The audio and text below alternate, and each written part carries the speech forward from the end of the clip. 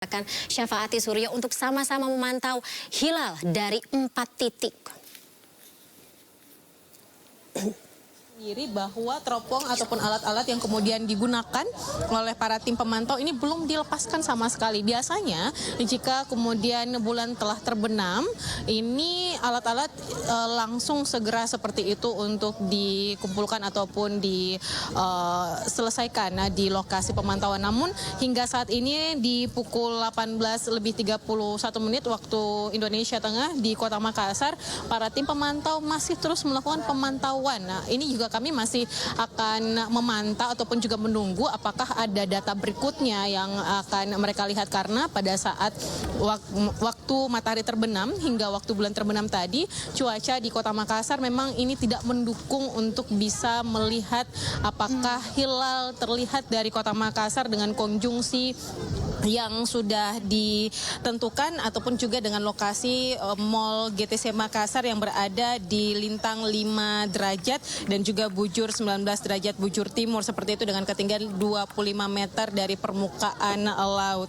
Dan dari hasil yang juga disampaikan oleh PLT Kepala Kantor Wilayah Kemenak Sulawesi Selatan, ini memang mereka sepertinya hanya akan menyerahkan seperti itu kepada BMKG Wilayah 4 Kota Makassar dan juga dari Badan Hisab untuk melihat apakah hilal ini sudah dapat terlihat dari wilayah Sulawesi Selatan yang memang ada banyak sekali titik-titik untuk melakukan pemantauan. Tapi untuk di rooftop Mall GTC Makassar sendiri sejauh ini masih tetap di 0+2 menit. Syafa. Baik. Terima kasih Nana Jamal dari Makassar, Sulawesi Selatan. Jika hilal belum terlihat di bagian timur Indonesia, lalu bagaimana dengan di bagian barat Indonesia? Kita ke Sukri yang ada di Loksemawe, Aceh. Selamat sore, Sukri. Bagaimana dengan pantauan hilal di sana? Apakah hilal sudah terlihat di Loksemawe? Iya, siapa? Selamat sore dan pemirsa dimanapun Anda berada. Saat ini di lokasi saya melaporkan posisi pemantauan hilal yang dilakukan oleh Kementerian Agama Republik Indonesia Provinsi Aceh, tepatnya di Auditorium Tengku Syekh-Kota Karang, Loenga, Kabupaten Aceh Besar. Dan di belakang saya sini sedang berlangsung proses pemantauan hilal yang dilakukan oleh beberapa organisasi Islam yang ada di Aceh, di antaranya oleh BMKG, Kantor Kementerian Agama, MPU, dan sejumlah instansi yang ada. Sementara untuk posisi hilal di Aceh saat ini belum terlihat adanya tanda-tanda penampakan hilal. Dari keterangan sementara yang kami peroleh dari Kepala Kantor Kementerian Agama, untuk di Provinsi Aceh sendiri saat ini posisi hilal masih berada di bawah 1%. Begitu, Syafa. Baik, Sukri, bagaimana dengan kondisi cuaca di sana? Apakah mendukung untuk melakukan pemantauan hilal di Loksemawe? Nah, untuk saat ini kondisi cuaca di Provinsi Aceh, tepatnya di tempat saya melaporkan, agak sedikit mendung. Namun kondisi itu juga membuat tim dari pemantauan sedikit mengalami kesusahan untuk memantau, mengingat di ufuk barat cuaca yang kita lihat sekarang di sini udah mulai menutupi matahari. Begitu, siapa? Baik. Di Loksemawe Aceh belum terlihat hilal di sana. Lalu kita kini bergeser sedikit ke Medan, Sumatera Utara. Sudah ada rekan kami Ridwan Nasution di sana. Ridwan, bagaimana pemantauan hilal di sana? Apakah hilal sudah terlihat di Medan? Ya, selamat sore Safa dan juga pemirsa. Saat ini di Kota Medan sendiri belum terlihat hilal dan akan dilaksanakan pemantauan tepat pada pukul 18.38 waktu Indonesia Barat, di mana matahari terbenam di Kota Medan. Untuk prediksi sendiri, ketinggian hilal 0 derajat 16 menit 30 detik, dan diprediksi untuk dari Kota Medan sendiri hilal tidak akan terlihat pada hari ini. Syafa. Baik, lalu bagaimana dengan alat-alat yang digunakan dalam pemantauan hilal dan juga kondisi cuaca di sana? Ridwan, apakah mendukung untuk menjalani pemantauan hilal di Kota Medan? Untuk di lokasi ini sendiri disiapkan 5 alat teleskop canggih untuk melakukan pemantauan. Sementara untuk cuaca sendiri di Kota Medan saat ini sudah bilang cukup cerah, namun masih dalam kondisi berawan.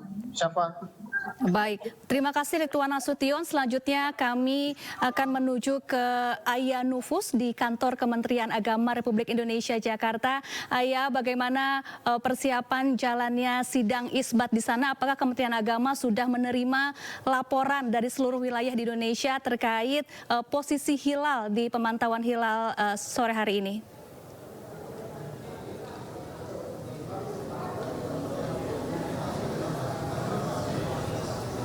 Ya, halo Syafa, sore ini Kementerian Agama sedang melaksanakan agenda pertama pada sidang isbat penetapan 1 Ramadan 1445 Hijriah, yang mana ini merupakan agenda pertama dan sudah diterima beberapa laporan dari beberapa wilayah yang ditentukan oleh Kementerian Agama, yakni ada totalnya 134 titik yang tersebar di seantero Indonesia. Dan tadi yang terakhir saya sempat melihat di ruang auditorium di mana tempat berlangsungnya sidang isbat, Kementerian Agama ini sedang menerima laporan tentang hilal dari wilayah Jawa Timur, sehingga memang ini nantinya akan berproses.